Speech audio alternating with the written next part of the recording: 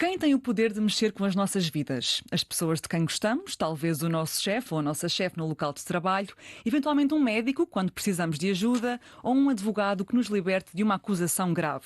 Mas definem também o nosso dia-a-dia, as leis, os impostos, os apoios ou a ausência deles, o que é ditado por quem tem autoridade. E é aqui que entra a nossa junta de freguesia, a autarquia, o governo do país, mas também a União Europeia. À frente das instituições estão pessoas, reais como nós, que todos os dias têm de negociar e de decidir. Afinal, o que é que podemos aprender com quem tem poder e tenta usá-lo com precaução? Quais são os meandros da diplomacia e da política europeia, aqueles que habitualmente não chegam ao grande público? Na Europa há mulheres ao comando, como Ursula von der Leyen, Christine Lagarde e Sofia Moreira de Sousa, a representante da Comissão Europeia em Portugal, que está hoje connosco. O mundo e a Europa ainda não são das mulheres e hoje vamos saber porquê e como é que se resolve através da sua história de vida, da sua experiência e do seu conhecimento. Sofia Moreira de Sousa, bem-vinda. É um gosto tê-la aqui comigo hoje. Espero que esteja contente por este momento. É um prazer poder estar aqui à conversa com a Catarina. Vou já começar por uma pergunta mais provocadora, como eu gosto. A 1 de dezembro de 2019, assumiu funções a primeira mulher presidente da Comissão Europeia, Ursula von der Leyen, mas a Comissão Europeia foi criada em 1958, ou seja, tem mais de 60 anos de história. Esta indicação da primeira mulher é, de facto, um feito assinalável ou foi já tarde demais?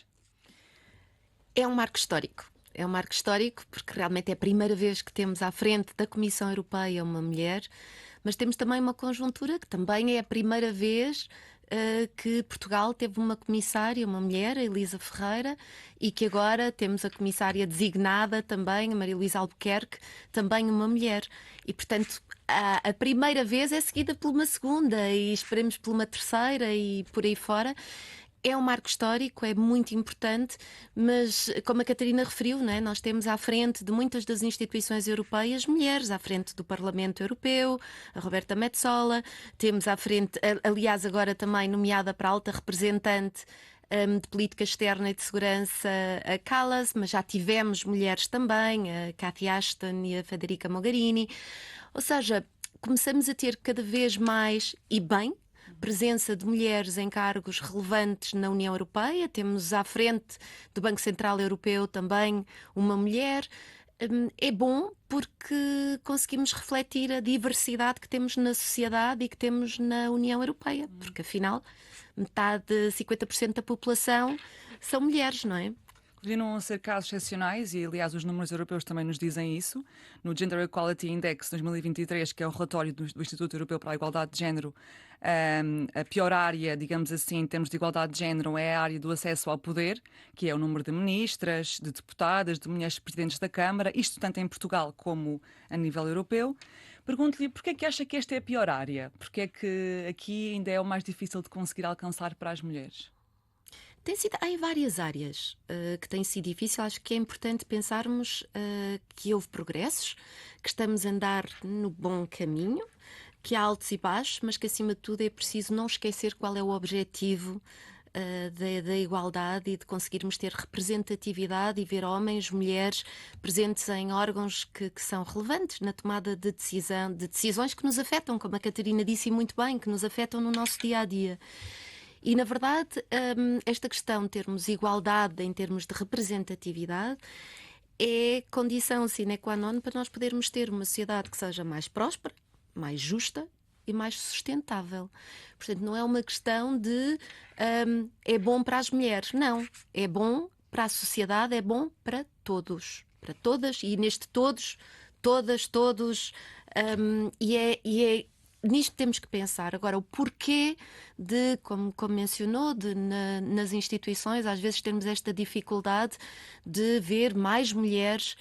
Acho que a tendência, as coisas estão a mudar, porque, e na verdade, há uma expressão que eu aprendi quando estive na África do Sul, precisamente a falar sobre estas questões, que era nós caminhamos nos ombros de gigantes que nos precederam.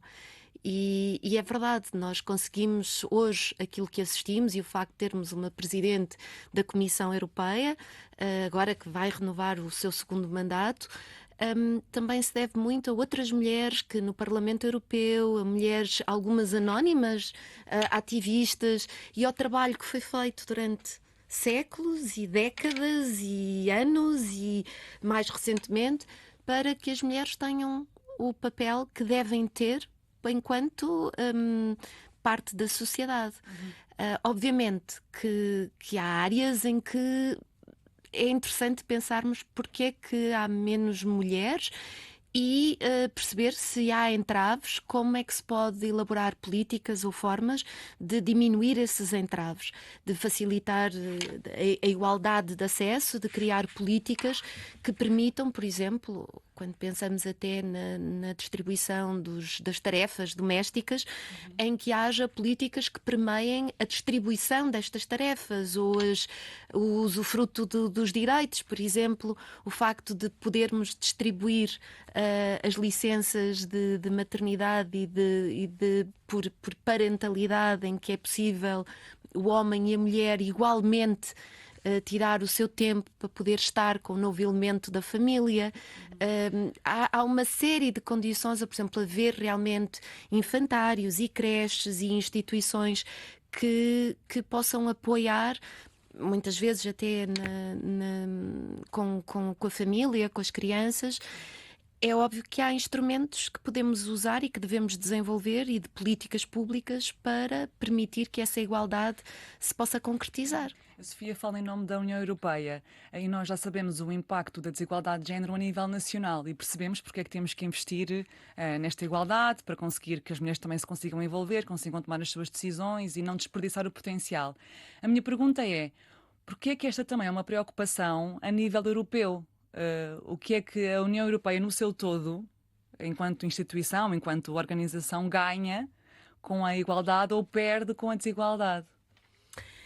É economia, para começar, mas eu pegaria talvez portanto, pegaria no facto de porque é que realmente para a União Europeia é importante, como é importante, aliás, para o mundo inteiro. Não é uma questão de ser agora moda ou de ficar bem, mas é uma questão realmente de conseguirmos ter uma sociedade mais justa, mais próspera, mais sustentável e, acima de tudo, capitalizar em todo o potencial de desenvolvimento socioeconómico de forma a conseguirmos desenvolver muito mais. Nós não podemos ter metade da força de trabalho subaproveitada.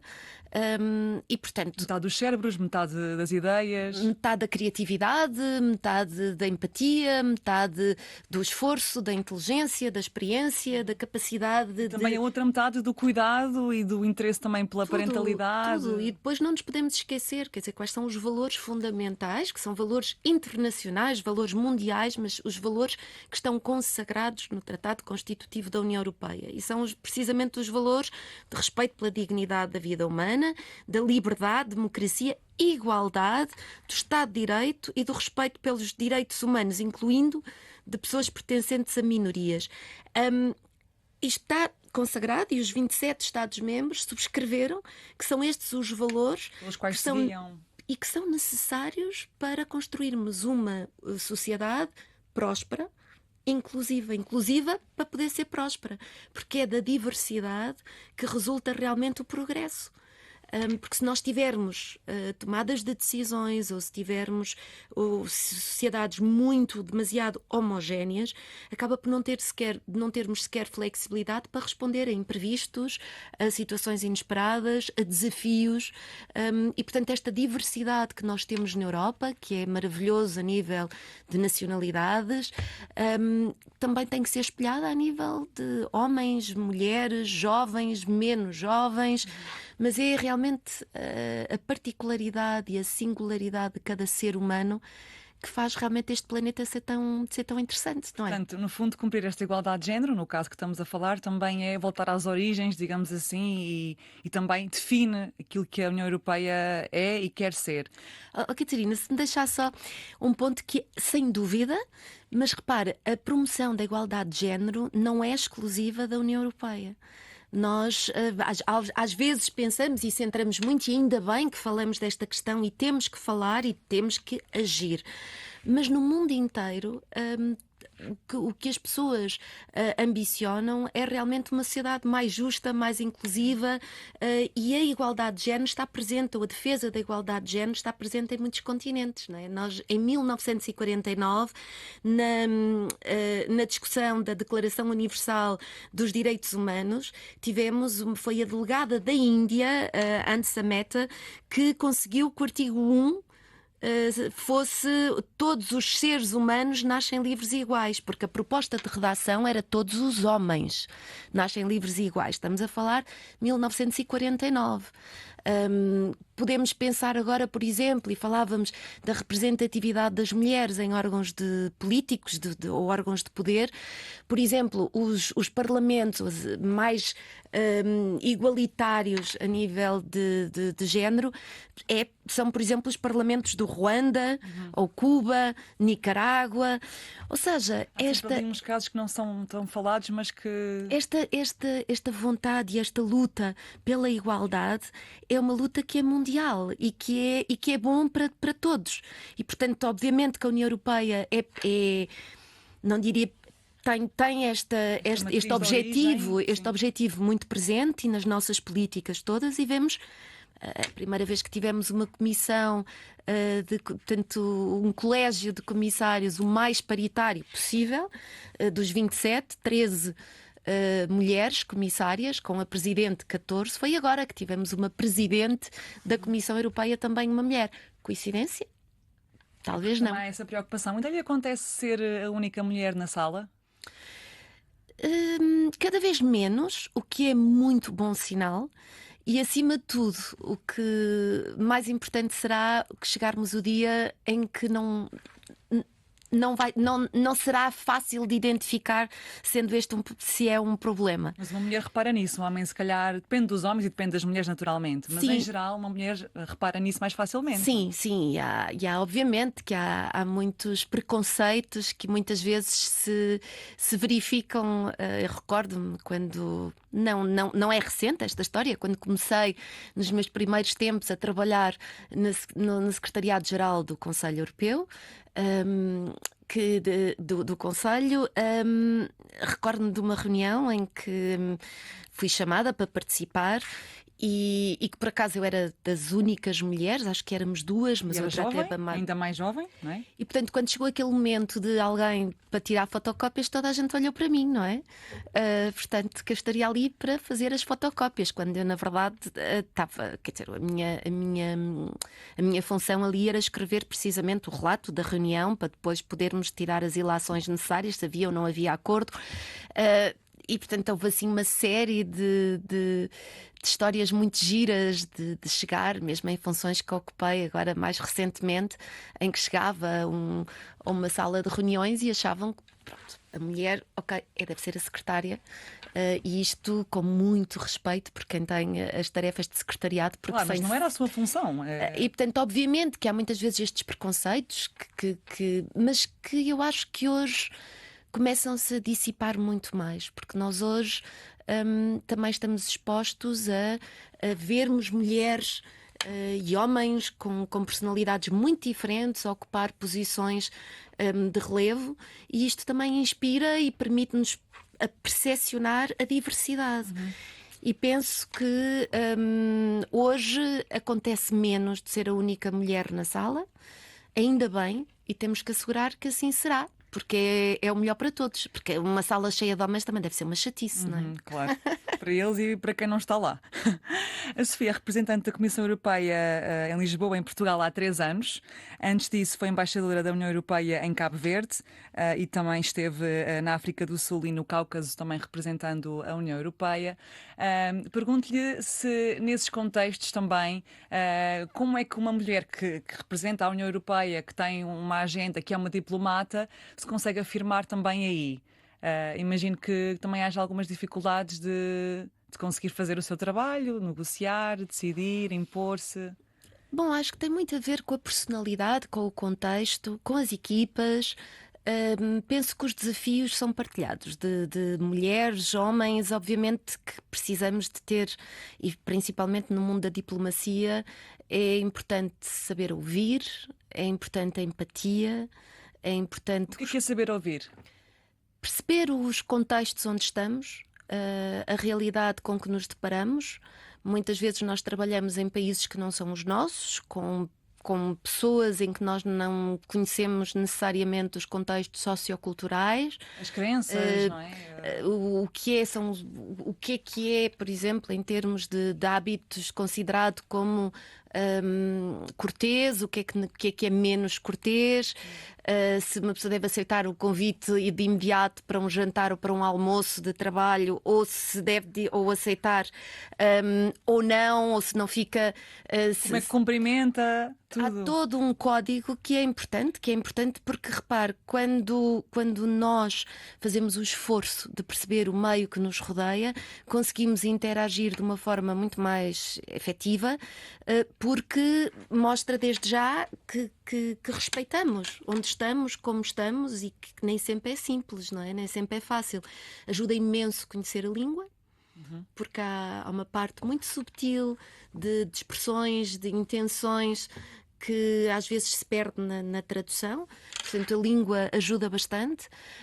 Mas depois acho que há muito a necessidade de saber ouvir, perceber e pensar qual é a minha mensagem, mas como é que eu adapto a mensagem ao interlocutor que tenho. O que é que faz, por exemplo, uma embaixadora da União Europeia em Cabo Verde? Tenta criar esta ligação entre a União Europeia e o país, precisamente. Mas o que é que faz exatamente no seu dia-a-dia? Acho que muitas vezes há este desconhecimento prático sobre aquilo que os diplomatas fazem, não é?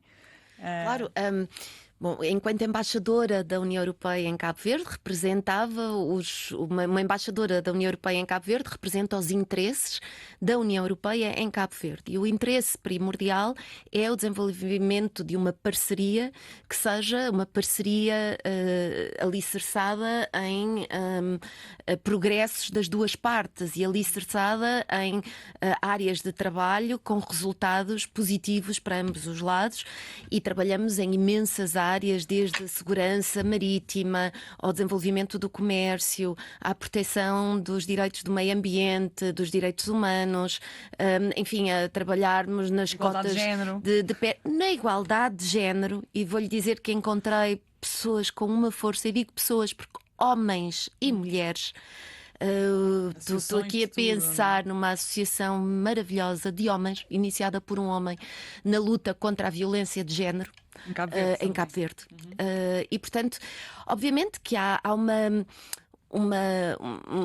uma presença para representar os interesses da União Europeia e todas estas áreas de trabalho, de comércio, de segurança, de facilitação de pessoas, de programas de intercâmbio de educação, de experiências profissionais, e que, obviamente, para o fazer é preciso estar no terreno, ter uma equipa motivada, e Cabo Verde tem a particularidade de ter 9 ilhas, portanto, de realmente também assegurar que visitamos os diferentes sítios e que interagimos não só com as autoridades, mas acima de tudo com as pessoas. E é fácil aproximar o projeto europeu de um país que não faz parte do projeto europeu? Ou... arrisco já a dizer, a União Europeia tem já um protagonismo e um reconhecimento internacional que facilita também essa ligação? Sem dúvida. A um país que não é europeu? Sem dúvida. A União Europeia é conhecida no mundo. E a maior riqueza que nós temos, e muitas vezes não nos apercebemos, é o facto de não sermos homogéneos, de sermos esta entidade de 27, que são 27 países, com várias línguas, com várias tradições, mas que temos e somos reconhecidos no mundo como um espaço que realmente há uma proteção da dignidade da vida humana, que há garantias jurídicas quando os direitos das pessoas são violados, que obviamente não é o mundo perfeito, mas que existe uma série de garantias que são dadas à proteção individual da pessoa, que são as garantias típicas de uma democracia, de um Estado de Direito, com instituições fortes. E sente que quando chega as pessoas já têm essa percepção? As pessoas têm essa percepção, obviamente que depois, dependendo do sítio onde estamos e com quem trabalhamos, há interesses específicos e áreas de trabalho que é preciso desenvolver. Às vezes há questões de falta de compreensão, e a nossa função, precisamente, enquanto missão diplomática, é facilitar a comunicação e, portanto, esclarecer dúvidas que surjam, mostrar realmente nas áreas de cooperação quais são as vantagens e como é que nós podemos avançar e fazer sugestões do que é que eventualmente pode ser alterado. Então, ao contrário daquilo que se pensa, para conseguir fazer diplomacia é preciso muita humildade e muita capacidade de adaptação, e não é chegar a um país, instalar lá a embaixada e depois fazer aquilo que se quer fazer. Não. É preciso muita flexibilidade, digamos. É preciso empatia, é preciso ter curiosidade e gostar de pessoas, no sentido de ser capaz de perceber as nuances. E obviamente de conseguir também passar mensagens e passá-las a diferentes grupos e a diferentes interlocutores e adaptar-se a esse contexto. Mencionou que na União Europeia temos 27 países e que são todos muito diferentes em termos de culturas, de tradições, de hábitos, tudo isso. Sei que a Comissão Europeia, mas não só, também tem feito várias campanhas, por exemplo, na área de igualdade de género, a nível europeu. E o que eu lhe pergunto é como é que se consegue trabalhar a questão da prevenção, das campanhas, do passar uma mensagem a nível europeu, sabendo precisamente que todos os países são diferentes e, portanto, a percepção sobre a igualdade de género em Portugal não é a mesma na Hungria, não é a mesma noutros países, e nós não estamos todos ao mesmo nível, não é? Já no próprio país não estamos, mas a nível de país, entre países, também não estamos. Portanto, como é que se consegue homogeneizar uma mensagem que chega a toda a gente e que tenha impacto? É uma pergunta difícil, eu sei. Mas... Sim, mas é o nosso dia-a-dia, na verdade. Porque é importante partirmos da mesma premissa e do mesmo ponto de partida, no sentido que concordamos, e os 27 Estados-membros concordam na qual é a mais-valia e o porquê de promover a igualdade de género. E há uma mensagem que é comum, que é o que é que a desigualdade de género provoca. E provoca se as consequências negativas da desigualdade de género vão desde a redução da produtividade, do crescimento económico, não há a tomada de decisão não é o processo mais ótimo, digamos assim, porque não há uma parte da sociedade que não está representada. E também um ponto muito importante, que é, através da igualdade de género, do acesso ao emprego, da igualdade das condições laborais, que nós conseguimos combater a pobreza e a exclusão social, desde já pensando até nas famílias monoparentais, em que muitas vezes são as mães que estão à frente, digamos assim, do agregado familiar. E, portanto, aquilo que os dados que temos é que em 70%, o facto de 70% das famílias monoparentais serem lideradas precisamente por mulheres, se não há esta igualdade ao mercado de trabalho, se não há igualdade de oportunidades e igualdade de condições, nós estamos automaticamente digamos assim, não diria promover, mas estamos claramente a aumentar significativamente o risco de pobreza. Portanto, nós temos um conjunto da de mulher mensagens e depois da família que também. São os dados, seja do Eurostat, seja do Observatório Europeu da Igualdade de Género, que trabalha com as congéneres a nível nacional, e, portanto, partimos de dados, partimos do quadro, qual é o porquê de nós promovermos a igualdade de género, como o fazer nas diferentes políticas que são adotadas e em que áreas é que o fazemos. E fazemos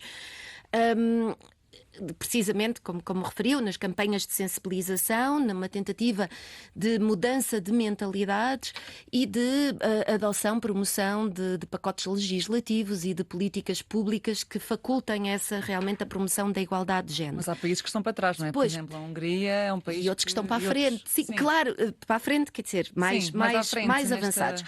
Claro que depois é muito importante nós conseguirmos moldar ao contexto nacional, e é por isso que nós cá estamos. A representação da Comissão Europeia em Portugal é precisamente para traduzir estas mensagens, não traduzir no idioma, mas traduzir ao contexto e aos públicos-alvo.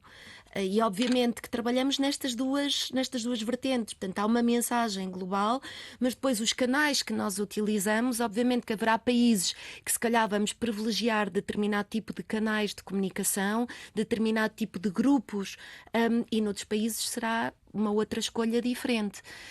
E olhando também para, obviamente, que em países que têm chefe de Estado ou governo feminino, tem já um impacto diferente de outros países que não têm ou que nunca tiveram. Portanto, Mas aí é esse trabalho feito pela representação em cada país, é isso? Ou seja, a partir do contexto em que se está a trabalhar e perceber de que ponto é que se pode partir, é isso? claro, em termos da comunicação, sem dúvida, mas obviamente que depois em termos dos pacotes legislativos, não. Quer dizer, a partir do momento em que há uma decisão, uma proposta da Comissão aprovada pelo Parlamento e em aceito o Conselho, depois os Estados-membros têm que fazer a tradução das diretivas ou dos regulamentos para o ordenamento jurídico nacional. Esse ponto é importante e vamos já lá, porque foi este ano que foi aprovada a primeira diretiva de combate à violência contra as mulheres e violência doméstica, que é o primeiro instrumento jurídico da União Europeia de combate à violência contra as mulheres. E pergunto-lhe, primeiro que tudo, para ficar esclarecido para quem nos está a ouvir, o que é que isto quer dizer exatamente? Ou seja, o que é uma diretiva europeia? É um documento bonitinho que está lá no site para nós irmos consultar? Não é um documento bonitinho, até porque normalmente são documentos muito jurídicos e que têm alguma complexidade para quem tem insónias e procura algo para se divertir, para ler à noite, não é? Exato. Não. Uma diretiva, o que é uma diretiva? Portanto, surge normalmente de uma proposta no sentido de dar um enquadramento de algo que se entende como necessário e que pode ser bastante, que é, em geral, muito positivo adotar e fazer para realmente conseguirmos avançar enquanto sociedade inclusiva, enquanto sociedade mais próspera e mais igualitária. E, portanto, as diretivas surgem como propostas de legislação que, uma vez aprovadas pelo Parlamento e publicadas no Jornal Oficial da União Europeia, não, basicamente os Estados-membros, neste caso Portugal, têm o prazo que é estipulado no próprio documento para fazer a adoção e a transposição dessa diretiva, mas adequando ao contexto nacional. Não é? Sei lá, por exemplo, se nós dissermos que o objetivo é que uma diretiva, não sei, pensando agora... Esta, por exemplo, não é? Que o objetivo é criminalizar a ciberviolência, a perseguição online, a violência doméstica, Ou, por etc. exemplo, a proteção das vítimas de violência doméstica. Depois, como é que esta proteção é feita? Se é através de uma casa-abrigo aqui, outra acolá, ou se é através de um subsídio, ou se é através de inclusão no mercado de trabalho. Portanto, exatamente as linhas concretas como isto é feito, deixa-se à discricionariedade dos países, de verem que instrumentos é que têm, é que existem, para se conseguir realmente assegurar que há a proteção das vítimas. Mas há esta obrigação de ter de provar que estão a fazer alguma coisa. Obviamente. Portanto, a diretiva dá uma margem, não é? É uma orientação, mas o objetivo tem que ser cumprido. E o objetivo desta diretiva é claro, não é? É a criminalização da mutilação genital feminina, a criminalização dos casamentos forçados, e, portanto, é preciso que isto seja feito. É um prazo que é definido pela União Europeia para o país. Exatamente. Neste caso concreto, a publicação no Jornal Oficial foi em maio deste ano e há cerca de portanto, Portugal tem até 2027, portanto há um período de 3 anos, para fazer, obviamente, as alterações legislativas necessárias para formular as propostas, para percorrer o processo nacional de decisão na Assembleia da República, para transpor esta diretiva. Portanto, não é uma recomendação, é uma obrigação. É uma obrigação, mas a forma como é feita não diz. Tem que ser, por exemplo, criminalizado com 2 anos, 5 dias e 4 horas, não é?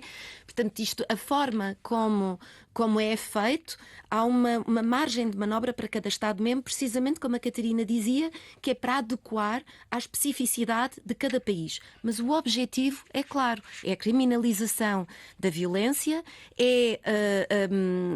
inclusive da ciberviolência, é a proteção das vítimas e estabelecer procedimentos de denúncia que sejam seguros e que sejam claros, acessíveis e ao mesmo tempo muito preocupantes sobre a ciberviolência na União Europeia. E Sim, há. 7 em cada 10 mulheres já foram vítimas de ciberperseguição, por exemplo. Sim. Diz o Instituto Europeu para a Igualdade de Género, e com as redes sociais, com a inteligência Sim. artificial. Estima-se mesmo que uma em cada duas mulheres também já foram, de uma forma ou de outra, Vítima de violência online. exatamente, vítimas de ciberviolência, isto de acordo com os dados do Instituto Europeu para a Igualdade de Género. Exatamente, sim. O que realmente é algo em que a União Europeia tem sido pioneira nesta matéria, sim, a legislar, dizendo bem claro que aquilo que é proibido e aquilo que é ilegal offline também o deve ser online. Há uma outra diretiva muito interessante também que eu estou muito entusiasmada para a ver aplicada, porque acho que nós vamos todos e todas entrar aqui um bocadinho em choque, que é uma diretiva que também vai ser obrigatória para Portugal e para os restantes países, da transparência salarial. Na União Europeia, a diferença média de remuneração entre homens e mulheres é de 12,7%, são dados de 2021, e em Portugal de 11,4%. Isto depois depende do cargo, depende da área, mas globalmente são estes os números. Supostamente há uma igualdade, deve haver uma igualdade de remuneração entre homens e mulheres. Supostamente a desigualdade é ilegal. legal. Exato. Portanto, como é que isto é possível? Muitas vezes eu também falo deste tema e as pessoas ficam sempre muito surpreendidas, não é? Como é que, se é legal, como é que depois se consegue fugir a isto?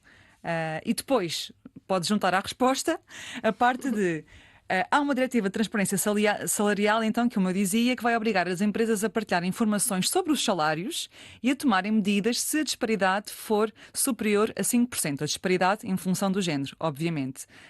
E penso que tem que ser adotada até 2026. Portanto, até 2026 vamos Exatamente. ficar a saber, de facto, quais é que são os salários nas empresas e, creio eu, vamos acabar por descobrir muita desigualdade. Sem dúvida, porque aliás a primeira etapa para resolver um problema é identificá-lo. E esta questão da desigualdade salarial muitas vezes é resultado de uma certa opacidade, em que não é claro, não é transparente. Muitas vezes as próprias pessoas que trabalham para a mesma entidade não conhecem as tabelas salariais dos colegas. O dinheiro também é um tabu, também ninguém fala sobre quanto é que recebe. E, portanto, se não há transparência, também é muito difícil. Às vezes é uma forma de, digamos assim, esconder o problema, porque não é facilmente identificado. E a este fator juntam-se muitos outros, como, por exemplo, o facto, muitas vezes, das responsabilidades extra, das tarefas domésticas, fazerem com que muitas vezes as mulheres se sintam. As mulheres, e isto também acontece com homens que podem se sentir também numa situação mais inferiorizada, que precisam, sem dúvida, de uma remuneração e, portanto, mais facilmente aceitarão uma remuneração abaixo daquilo que se calhar outros colegas podem ter, mas a maior parte das vezes isto verifica-se no caso do sexo feminino. E que pode haver circunstâncias que façam com que as mulheres aceitem certas condições remuneratórias ou por desconhecimento ou realmente por necessidade. Na questão do desconhecimento, é o que precisamente esta diretiva visa atacar e resolver, ao impor esta obrigatoriedade de haver esta transparência salarial, e que faz com que desde já as empresas ou as entidades que pratiquem a desigualdade salarial vão se sentir com uma responsabilidade acrescida para o justificar ou para o resolver, e claramente para eliminar essa disparidade. E, portanto, aquilo que é avisado é aumentar a responsabilidade das empresas e expondo a desigualdade que muitas vezes é oculta. Vai criar muita tensão dentro das empresas, acredito. Não sei, Talvez porque, alguns na conflitos verdade, entre as pessoas. mas Estou a brincar, mas é assim, ninguém Sim. gosta de saber que se sentiu enganado ou que se sentiu. Mas a médio e longo prazo, aquilo que nós vamos. Que o objetivo é acabar com o problema. Claro. Portanto, se temos que o expor, falar sobre ele e encontrar soluções para realmente acabar com estas desigualdades sistémicas, porque se não fazemos nada, não podemos estar à espera de ter um resultado diferente. Portanto, para as coisas serem diferentes, realmente temos que nos esforçar e que tentar métodos diferentes, e claramente que esta diretiva é uma tentativa de atacar este problema destas desigualdades sistémicas que acontecem a nível de retribuição salarial. Temos poucas oportunidades para falar sobre a União Europeia do seu lado prático e aplicado no nosso dia a dia. e dizer também que, enfim, aquilo que é feito a nível europeu tem também impacto naquilo que nós fazemos todos os dias. Portanto, penso que é 70% da legislação Nacional, que vem derivada de legislação adotada a nível europeu. Sim. Portanto, lá está, se não existisse esta estrutura, provavelmente em muitas áreas a nossa vida seria completamente diferente. Mas dizia eu, habitualmente só se fala sobre a União Europeia quando há eleições. Ou lá está, quando há uma questão qualquer relacionada com a migração, portanto, temas que suscitam sempre opiniões muito fortes por parte das pessoas. E por isso hoje é um momento também com esta entrevista para conseguirmos pensar mais sobre, de facto, que estrutura é esta e como é que nos afeta no nosso dia a dia.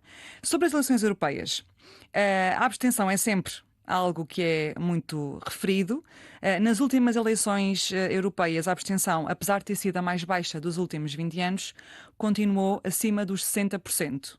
Portanto, foi mais concretamente de 62,5% as eleições, a abstenção nas eleições em junho deste ano. Pergunto-lhe, o que é que continua a afastar as pessoas do voto? Ou seja, porquê que não tem esta ligação, esta urgência de votar quando se fala de eleições europeias? Acho que existem várias causas, ou que podemos identificar várias causas. Em Portugal, uma das causas que verificamos muitas vezes é que as pessoas já tomam a União Europeia como algo adquirido. E, portanto, já está lá, existe. Porque é que vou fazer o esforço de ir agora votar? Estou mais. Não pensam sequer que, tal como não existia há uns anos, pode voltar a não existir? Eu acho que não há essa consciência. Muitas das vezes nós tomamos como um dado adquirido que a paz no continente vai ser sempre assim, que a prosperidade, a livre circulação, a capacidade de acedermos e podermos livremente estabelecer-nos num país da União Europeia, mas também o conjunto precisamente de leis que protegem o consumidor, que protegem a dignidade da vida humana, que protegem a pessoa. Acho que há, sem dúvida, esta concepção, muitas vezes, que isto é algo adquirido que já não podemos perder. E é errado. É errado e podemos olhar, por exemplo, para o que aconteceu após o Brexit e o sentimento de muitas pessoas e muitos jovens que não foram votar no referendo ou que não comunicaram a sua vontade ou que o fizeram, mas não propriamente relativamente ao tema, mas por outras razões, e que agora se aperceberam que há uma série de direitos e de hábitos que tinham que agora não é tão fácil e que os perderam, digamos assim. Para os jovens até a questão de viajar, que é assim o mais óbvio. A questão de viajar, de estudar noutro sítio, mas a compra até mesmo de produtos sem terem todos os procedimentos e as taxas que acontecem quando se está fora do mercado único, por exemplo. Mas muito nos jovens, sem dúvida, o facto até de que muitas das decisões tomadas pela União Europeia acabam por ter um efeito nos países que querem comercializar com a União Europeia, sendo que os que estão fora não participam na tomada dessas decisões. Não é? Portanto, se eu tenho uma empresa de produção de cabos elétricos no Reino Unido e se a União Europeia decide que os cabos passam a ter uma especificação A, B ou C, eu tenho que adaptar a minha produção para essa especificação, se eu quiser vender e exportar para o mercado da União Europeia, que são quase 500 milhões de consumidores, não é? E, portanto, nesse caso, eu vou ter que fazer estas alterações, sendo que o governo do meu país, que eu elegi, não foi achado na tomada de decisão, porque estou fora. Portanto, acaba por, muitas vezes, este sentimento de autonomia que foi sentido por muitas pessoas, ou pelo menos proclamado quando das campanhas antes do referendo do Brexit, ser bastante, não ser assim tão linear como se acharia, não é? Mas voltando agora à questão do voto, eu acho que há, primeiro, esta questão das pessoas acharem muitas vezes um dado adquirido. Segundo, a União Europeia é complexo. Os processos que cada instituição faz, não é? As negociações e realmente o impacto na vida das pessoas é real, acontece todos os dias, mas nem sempre há tempo ou consciência desse próprio impacto. E muitas vezes só nos apercebemos quando somos impactados negativamente. Depois há também esta questão de realmente é preciso comunicar e chegar às pessoas, passa por uma política educacional em que se fale mais da Europa, que se fale mais do que é que nos une, do porquê.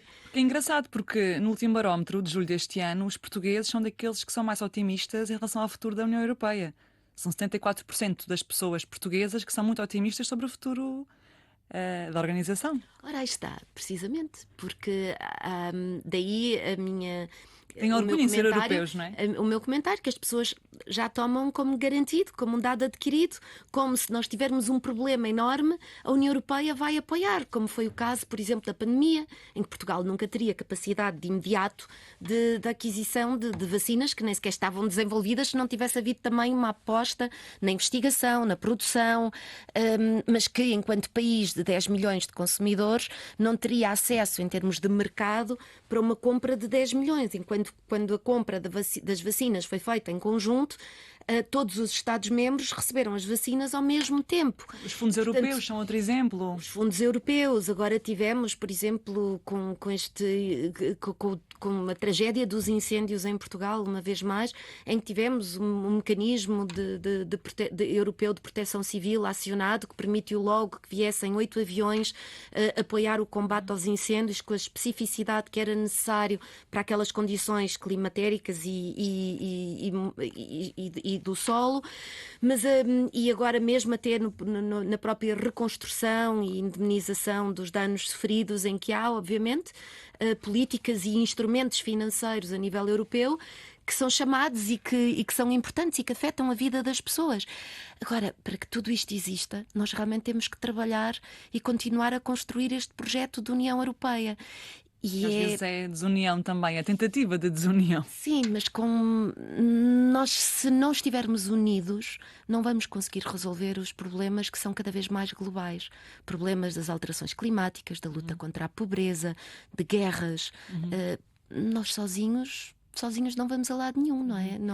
Ou pelo menos pensamos que vamos, mas não vamos conseguir resolver problemas que são a uma escala, quase todos são uma escala mundial. Sim, Sofia, no seu LinkedIn, na secção sobre, tem apenas escrito isto: Eurófila, cidadã do mundo. O que é uma eurófila e porquê é que a Sofia é uma eurófila?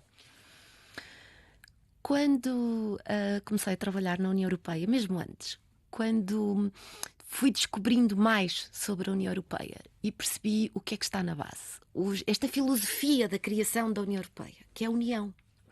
Que é, se trabalharmos juntos e se tivermos parcerias fortes e se formos interdependentes, muito dificilmente vamos nos matar uns aos outros, não é? Posso dizer que isso a apaixonou, esses ideais? É possível nós apaixonarmos por essa missão? Totalmente, porque, repare, não é inteligente. Em vez de nos andarmos a matar uns aos outros, de ficarmos realmente interdependentes e conseguirmos juntos avançar e conseguir objetivos que são positivos e metas que são positivas para todos, é a filosofia que subjaz, os valores, os ideais à criação da União Europeia, que antes de ser União Europeia foi muitas outras coisas e foram processos de integração que foram sendo construídos ao longo destas últimas décadas, mas o que está na base é, vamos lá, juntos, apesar das diferenças, de forma democrática, em democracia, negocial,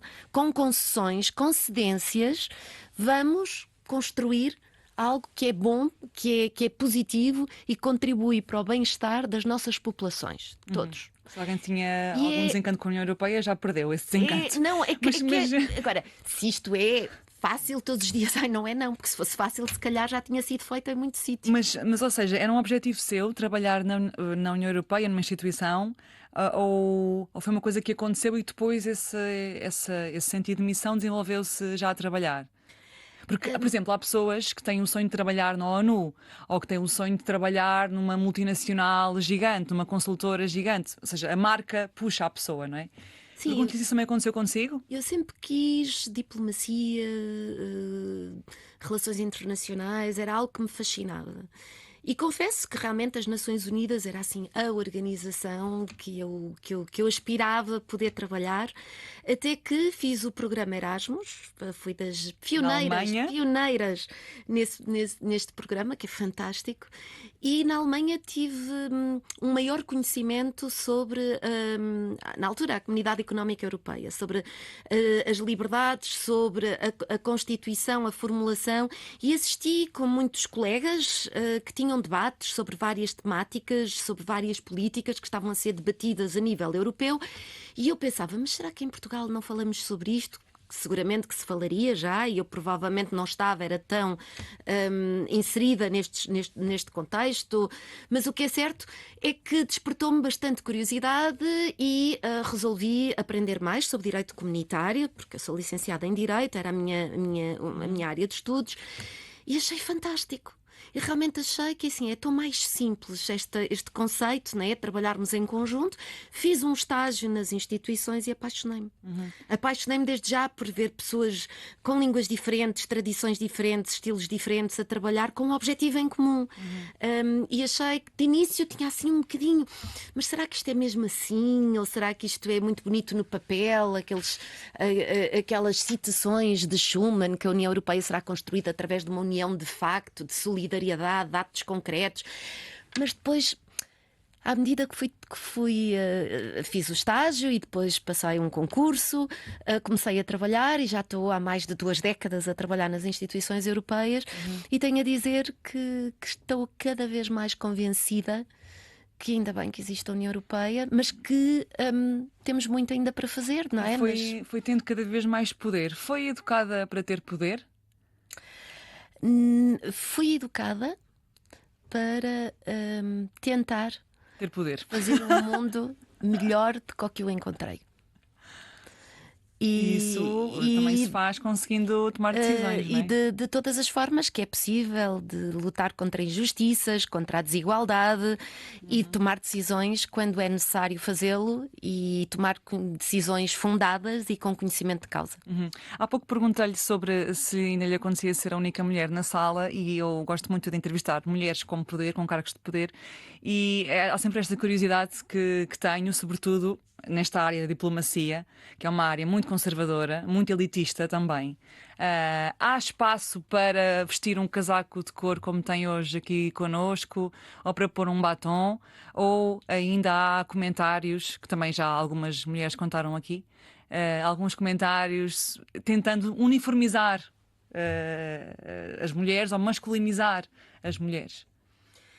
Bom, na diplomacia, se calhar até ainda mais do que noutras áreas, mas se calhar é transversal a tudo, importa muito a personalidade e importa muito porque muitas vezes as instituições são importantíssimas e haver instituições sólidas é essencial, especialmente para termos uma democracia que funcione, mas depois as pessoas que ocupam os cargos fazem a diferença, não é? Mas a Sofia tenta manter a sua identidade. Sim, porque Como é que faz isso?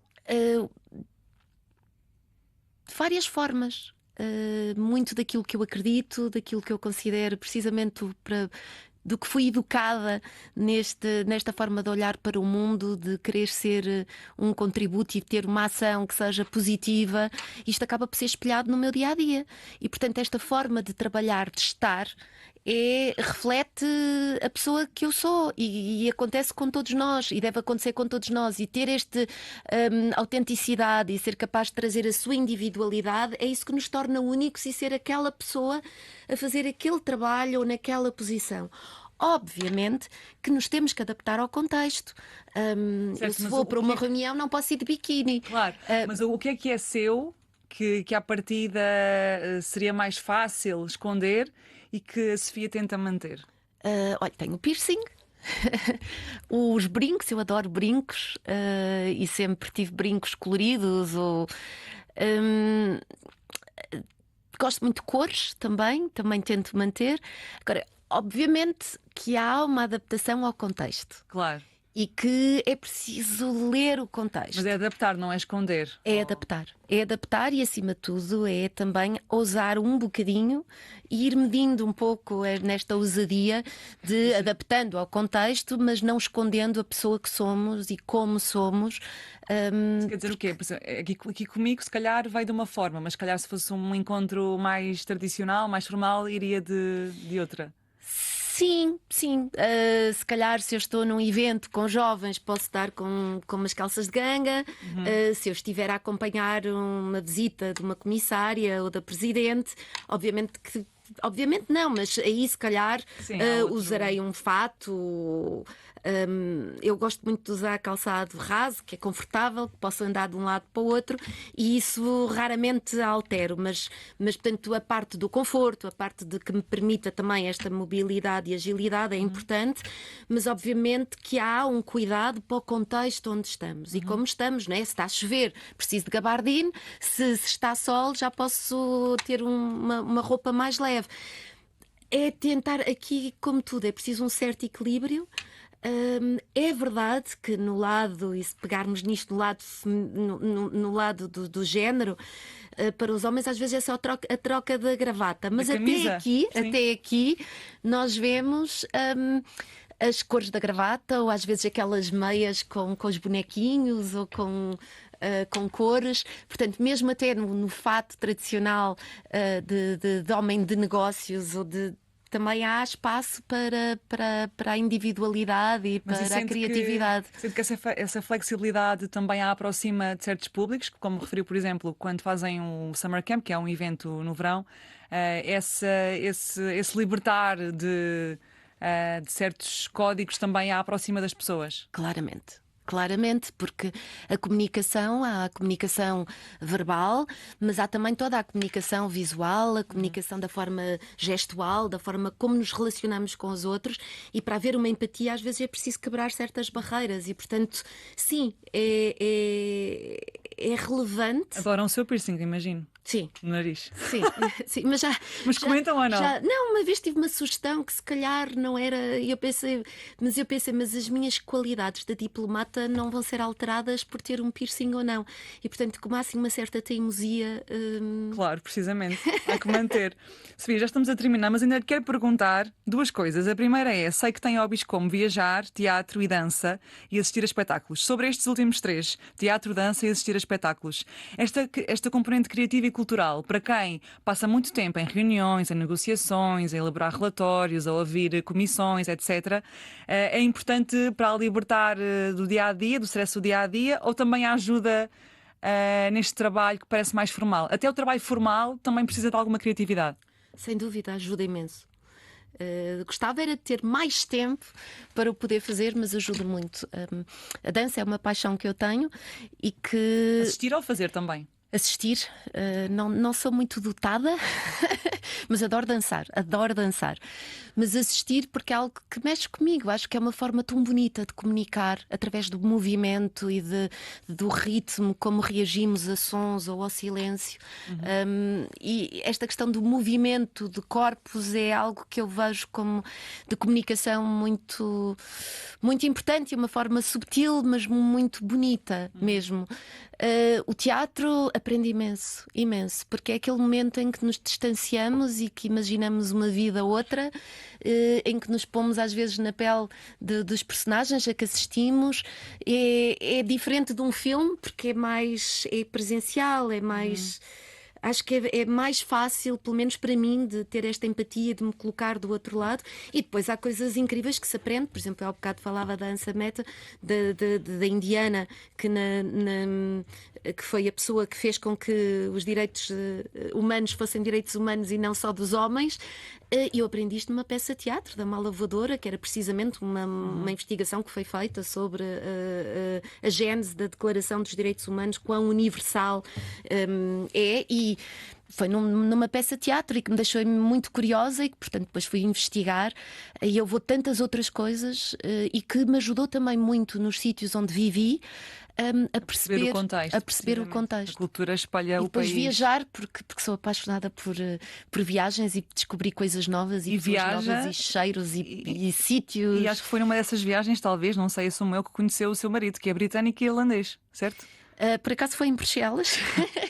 A trabalhar, Mas sim, porque trabalhou lá também durante um tempo. mas temos viajado muito juntos. Ele agora está cá também? Ou... Sim. Estamos durante algum tempo, vivemos em sítios diferentes e em continentes separados. Que é muito comum nos diplomatas. Mas com os miúdos fica mais difícil. Agora São ele 2 filhos. atualmente está fora, tem períodos, às vezes viajo eu, outras vezes viaja ele. Mas temos uma coisa que nos une muito, aliás, temos muitas coisas, mas uma das coisas que nos une foi precisamente também a paixão pelas viagens. E também a compreensão do outro. Mas isso também já veio da diplomacia. Mas é preciso muita compreensão e adaptação, lá está. Sim, e esta vontade de conhecer, de ouvir, de perceber, de entender. E dar liberdade ao outro também. Sim. Mas obviamente que há aqui depois concessões que é necessário fazer e nem sempre é fácil, mas é execuível. Sofia, muito obrigada, foi um gosto falar Foi todo consigo. meu. Já sabem que às terças-feiras, a cada 15 dias, temos sempre uma nova dona da casa, de regras, de organizações, dos seus próprios pensamentos e decisões. Eu sou a Catarina Marques Rodrigues e estou sempre aqui convosco para vos trazer mais mulheres e mais histórias. Até ao próximo episódio.